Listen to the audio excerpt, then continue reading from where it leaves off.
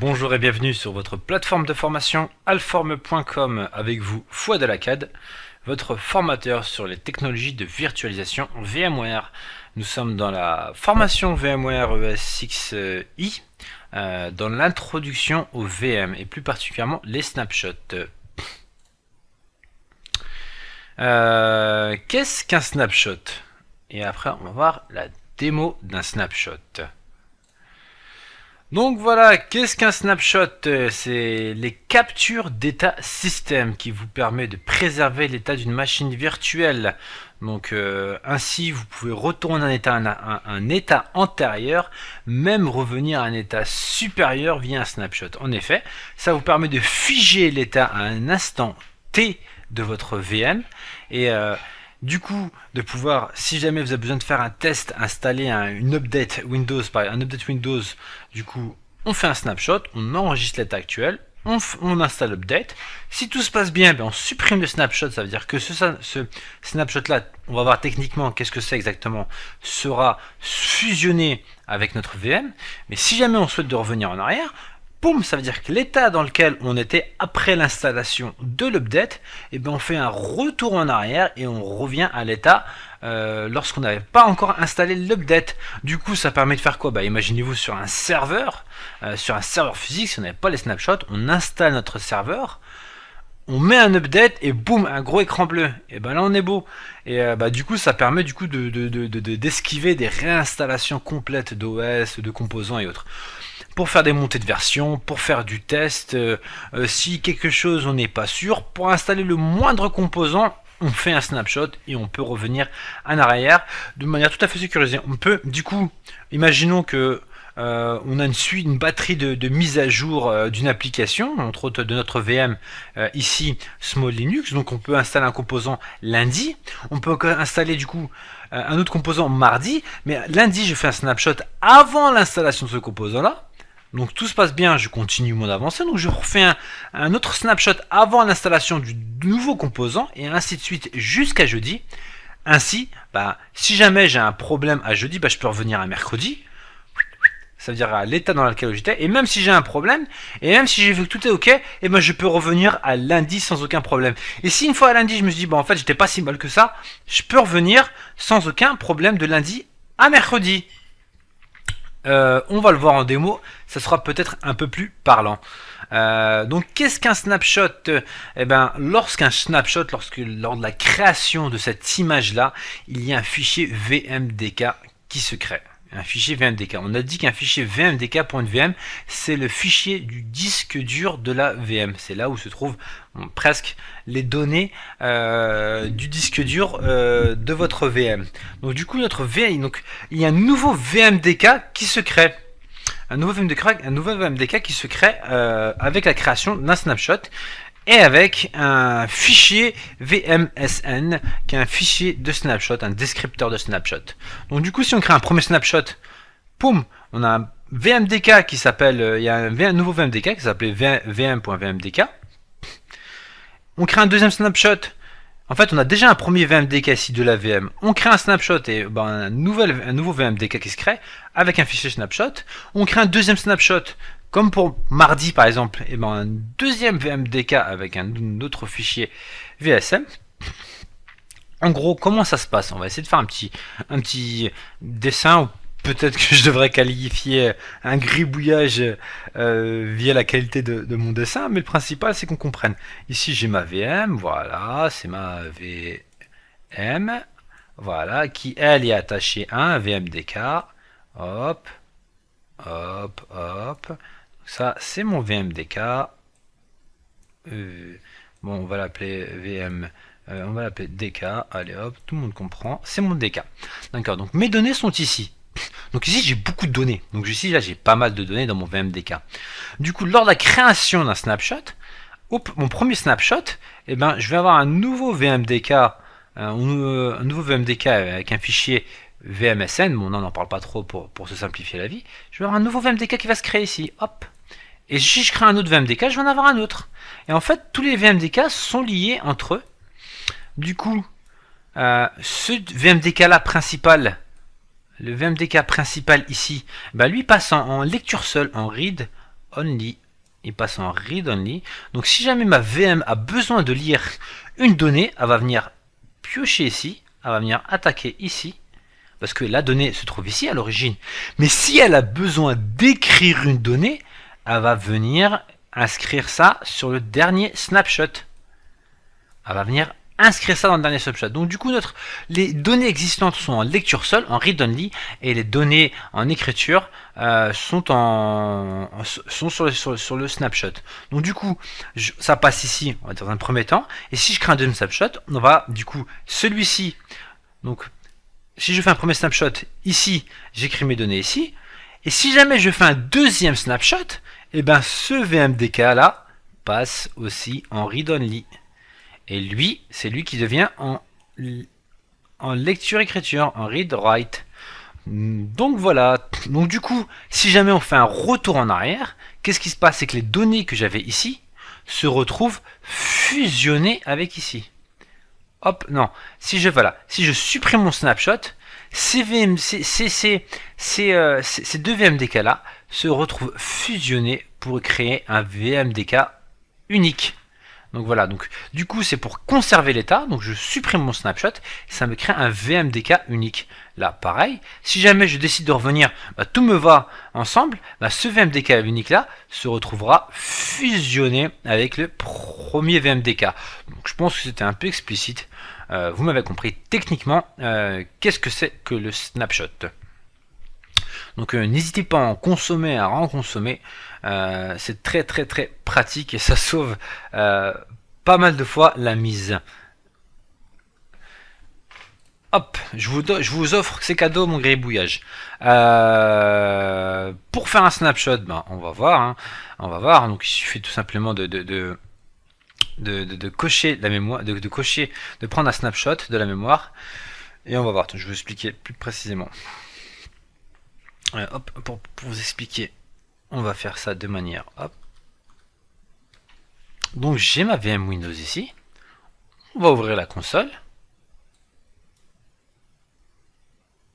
Oh là là là, elle a dû redémarrer entre temps. Je vais la relancer, donc du coup, hop, je la relance. On la relance. Donc, je vous mets une petite pause, le temps qu'elle redémarre. Donc voilà, donc on reprend notre petite vidéo. Hop, ça démarre. Ma VM charge. Je vais créer un petit fichier, on va l'appeler comme pour notre exemple lundi. On va dire qu'on est lundi. Je crée mon snapshot, VM snapshot. Prendre un snapshot. Ici, en fait, je vais prendre aussi la mémoire, ce qui se trouve en RAM de ma VM.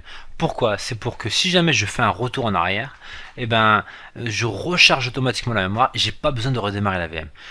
Si jamais je décoche, en fait, lors du retour en arrière, du coup, ce qui a été en mémoire est perdu et du coup votre machine va redémarrer. Donc on va dire que si jamais vous étiez en train d'installer un package, prenez la mémoire avec. Si jamais vous n'avez pas besoin d'avoir ce qui est en mémoire, décochez-le, car si jamais là, on prend un exemple d'une VM qui fait 8 Go de RAM, à chaque fois vous prenez 8 Go en cochant notre case. Donc nous, pour nous simplifier, et pour le but de la démo, on va la prendre.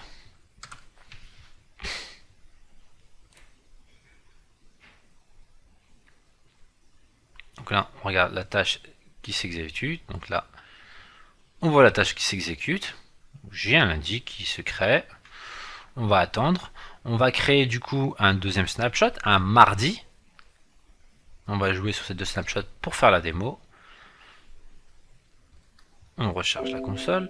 Hop. Allez, il veut pas venir. Allez, tu vas venir s'il te plaît. Il veut pas venir. Bon, je vous le remonte.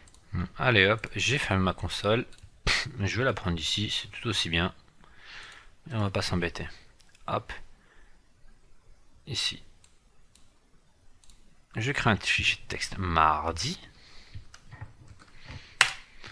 Donc voilà, donc je vais créer un snapshot de ma VM de mardi. Prendre un snapshot.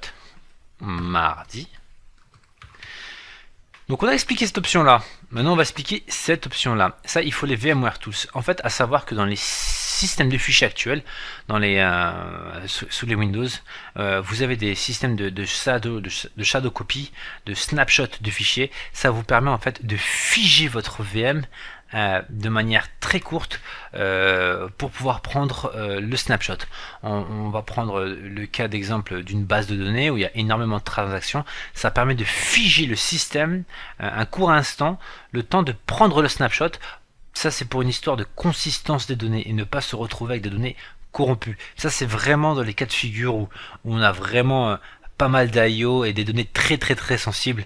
Il faut veiller à prendre à mettre une micro-pause en fait à ces données, sinon pas la peine car ça demande plus de ressources. C'est uniquement disponible cette option là si vous avez les VMware Tools d'installer.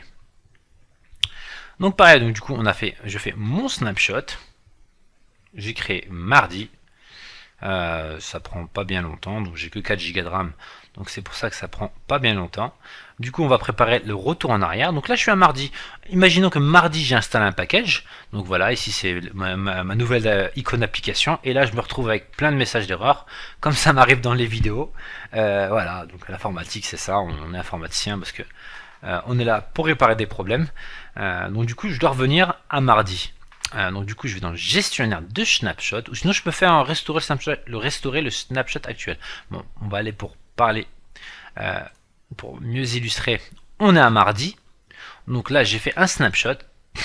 Tenez, on va créer même un fichier. Voilà, donc plutôt j'ai créé mon snapshot de mardi. Je vais créer un troisième mercredi. Hop, mercredi. Et là, je me suis rendu compte qu'en installant mercredi, oh là, c'est la catastrophe. Mais la catastrophe. Il n'y a plus rien qui marche. Du coup, vite, faut que je retourne à mardi. Et hop, pour retourner à mardi, je fais aller à. Je fais un retour en arrière. Je fais OK. Je retourne à mardi. Pam. Et voilà, vous avez votre fichier mercredi a disparu. Je me retrouve dans l'état de mardi. Vous voyez? Du coup, je peux même retourner encore en arrière. Je vais retourner en arrière. Donc pareil, snapshot. On va encore faire un retour en arrière. Je vais dire que je veux retester l'ensemble des étapes. Donc je peux faire un retour de nouveau à lundi. Ok, je reviens en arrière. Et hop, le fichier mardi va disparaître. Et voilà, je suis retourné. Je suis à l'état de lundi. Du coup, je peux même revenir à l'état dans lequel j'étais mardi. Donc je peux faire gestionnaire de snapshot et je reviens à mardi. Regardez bien, là ici vous êtes ici, vous êtes à l'état de mardi. Donc du coup je fais aller à mardi et là je retourne à l'état de mardi. Et voilà, donc je pense que là avec entre mon grabouillage et la petite démo, je pense que c'est assez explicite. Et donc tout va bien, tout marche bien. Regardez, on va explorer du coup le data store. Je suis bien content. On va explorer. Regardez, j'ai mes fichiers. On va les classer par nom. J'ai mes fichiers voilà, VMSN. Donc c'est snapshot 1. Regardez bien. Et ici vous avez un fichier supplémentaire qui s'appelle VMem. En fait, c'est le fait qu'on a pris la photographie, le cliché de la mémoire. Et regardez, comme par hasard, elle fait 4 Go la mémoire. Comme la mémoire de notre. Le fichier fait 4 Go, comme la mémoire de notre VM. Donc voilà, donc j'ai un VMDK Windows qui s'appelle 1-001, et ben ça correspond à ce snapshot là. Donc voilà, donc du coup, moi tout va bien, je suis content, c'est correct. Je souhaite rester tel quel. Donc là, j'étais à l'état de mardi, en fait, tout tel quel. J'ai fait mes étapes, j'ai plus besoin de garder le snapshot parce que j'ai pas eu de problème, j'ai pas eu d'erreur. Je peux du coup tout supprimer. Soit je supprime un seul, ou soit je supprime l'ensemble. Donc je fais tout supprimer. On supprime tout. Et tout a été fusionné. Donc je retourne à un point central. Et là mes fichiers SMMA ont été supprimés. Voilà. Et les fichiers ont été supprimés, les fichiers snapshot.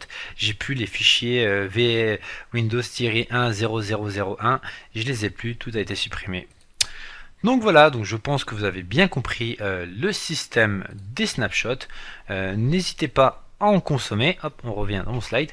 N'hésitez pas à en consommer car c'est très pratique. On a bien vu ces deux options là.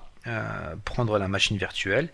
Ça nous permettait, comme dans notre démo, de pouvoir de ne pas avoir de coupure de notre VM, de ne pas devoir la redémarrer. Si on prend la mémoire, on recharge automatiquement la mémoire qui a été prise aussi en cliché, et la VM sans redémarrer récupère le même état. Si on coche pas, il faudra un démarrage, du coup, car la mémoire n'a pas été sauvegardée.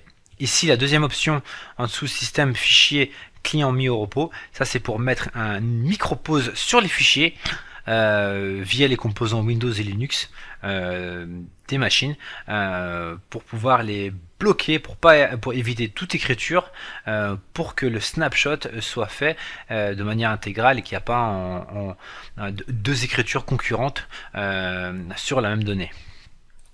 Donc voilà, c'est ce qu'on a couvert. On a vu qu'est-ce qu'un snapshot, on a fait, on l'a vu, on a vu qu'est-ce qu'un snapshot, on a vu les différentes étapes, on a vu comment créer un snapshot, on a même fait un beau grabouillage pour voir ce snapshot là, et on a fait la démo de snapshot. Donc n'hésitez pas à en consommer, faites ça dans tous les sens. Surtout si vous faites des opérations mise à jour de VMware Tools, mise à jour de hardware, faites un snapshot, car aussi oui, avec le snapshot, même si on met à jour le hardware de notre VM, on peut revenir en arrière. Si jamais vous passez de hardware 10 à 11, faites un snapshot. Ce n'est pas que pour les fichiers, c'est aussi pour la composition de la VM. Faites un snapshot, vous pourrez retourner en arrière sans aucun problème. Si vous installez un Windows, faites un Windows Update, faites un snapshot. Si vous installez un nouveau composant, faites un snapshot. Si vous installez un Java et vous passez de 1 à 8, oh mon dieu, faites un snapshot. En gros, vous l'aurez compris. N'hésitez pas à en consommer. Bon, j'espère que ça a été clair et je vous dis à tout de suite.